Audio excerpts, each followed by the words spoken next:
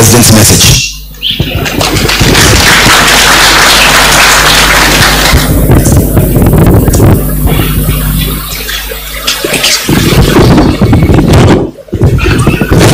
Thank you so much, Dennis.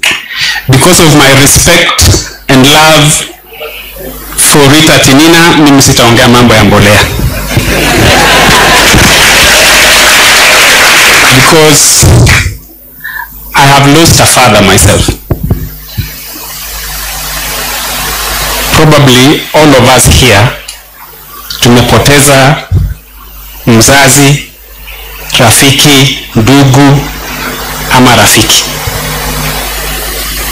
Let me tell you, good people, I'm not saying that to cover for the government or to cover for the president, but I'm talking out of experience. Tukuwe na heshima kidogo. Huyu malkia hajui mbolea, hajui punda, hajui Ruto, hajui Wambua, na hajui Kina. She wants to be comforted. Mimi naitwa Emmanuel Talam. I am the press secretary in State House. Na mimi ni rafiki wa huyu mrembo dada Rita Tinina. Nimekuja kwa niaba yangu kama rafiki, kwa niaba ya wafanyakazi wote wa State House, miongoni mwao wale Dennis amewataja, na pia wale wafanyakazi wengine wakiongozwa na mfanyakazi mkubwa wa serikali ambaye ni rais wa taifa la Kenya, Mheshimiwa William Ruto, ambaye amenituma na risala za rambirambi zake na za familia yake. Tunaomba familia, ndugu na marafiki wa dada wetu Rita, just as Linus Kekai was saying, to allow us to celebrate this gracious lady. It is painful, but please allow us to celebrate Rita Tinina.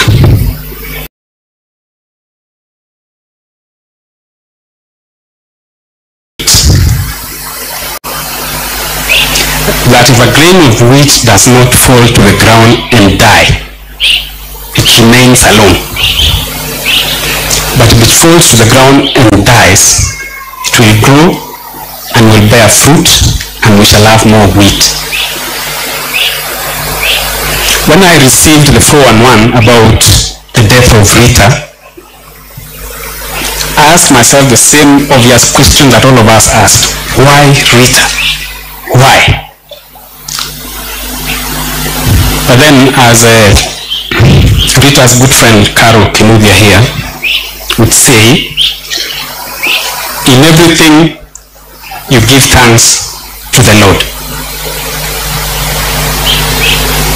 Wakati wale wa Kristo wa zamani walikuwa nasumbuka na maneno kama haya, there are so many problems just like us. And Paul wrote the letter to them, kuambia kila wakati muombe, mshukuru Mungu na mseme asante. We have come to tell the Lord, thank you for the life of Rita Tinina. Tutajiuliza maswali mingi, why Rita? Why now? Why when she has a small baby? I can tell you, we will never get the answers. And because we cannot get the answers, tushukuru Mungu kwamba alitupatia Rita kwa hizo miaka 44. Rita is simply a special person. As my boss and mentor Linus was saying, he's also been watching out for somebody to say something negative about Rita Tinina. I have been doing the same. I have gone through all the tributes, the things that have been said by friends and colleagues of Rita.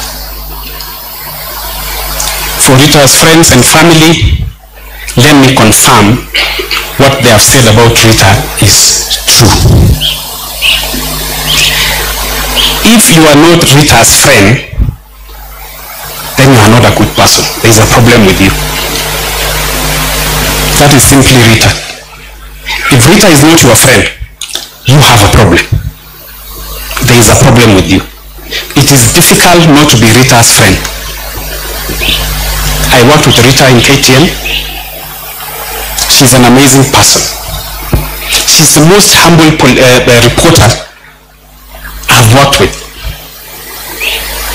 For the young news producers, Ken, Zubeida, Janet, and even the senior news producers, you will agree with me that the most difficult bulletin to produce is the 1 o'clock bulletin. It looks very useless. It's the most difficult bulletin to produce. It has some pressure. You don't know where it comes from. You have 20 minutes to 1 o'clock and you have only one story. You don't know what to put on air at 1 o'clock. Rita was that reporter that you would tell her, get me 3 stories for 1 o'clock.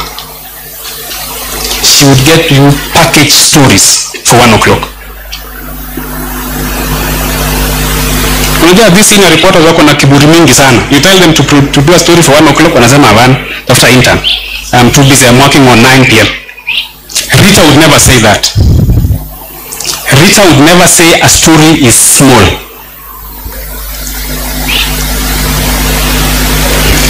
During one of the last interviews that the media had with the president, and the president was asking, na huyo msichana huyo Masai alienda wapi?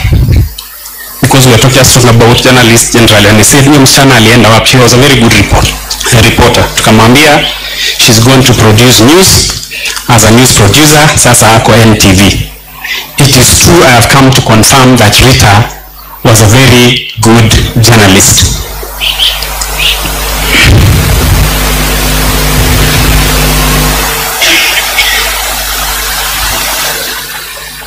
Okay. I want to say just 2 things about Rita Tinina. Rita Tinina was a true professional journalist. Wakati tulikuwa tumeshikwa na wazimu wa siasa in 2005, 2006, 2007, and my mentors Joageo and Linus would confirm when we had lost our senses as politicians and even as journalists, and we were all competing on who's going to ban this country.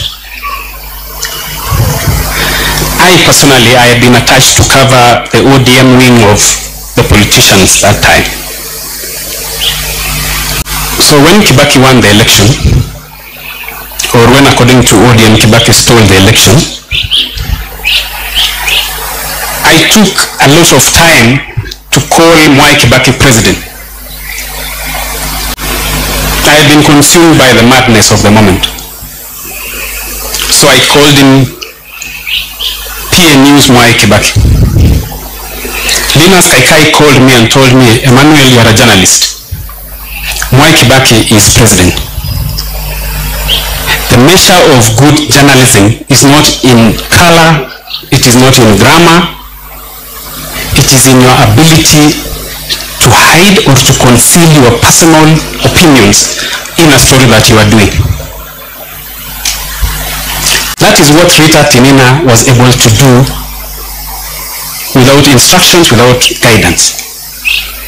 While most of us journalists, we've been branded either because of the names, because of our associations, you will all agree with me, including the politicians here, that it was very difficult to say Rita Tinina belongs to this political camp or to the other political camp. She was simply a journalist. Rita Tinina was simply a journalist. I wish Eric Latif was here. I don't know who, because I have to make some confession before we bury Rita. And my good friend Robert, and my brother, take no offense. When Rita came to KIMC, because we joined KIMC the same time, same day, same class, I thought she was going to be my wife.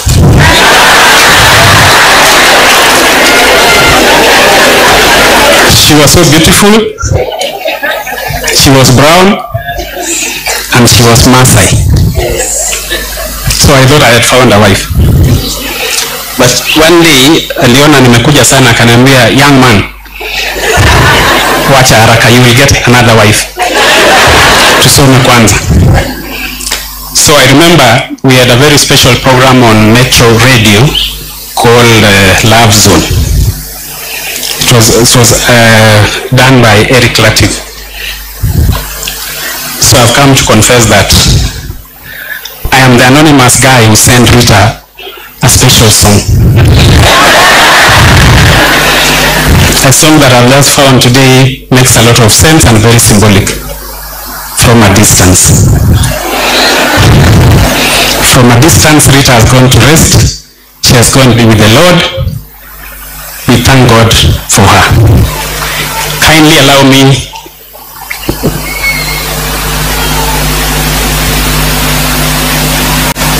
nimeambiwa kulingana na itifaki, because we have some leaders who've come also to eulogize with us, we reserve the president's speech. It's a very simple thing which, why can't I just finish? There's no problem. Nobody will take offense. The system will not take offense. Don't worry. The system will not take offense. Allow me so that we don't do a lot of drama to read the president's message to the family and friends of Rita.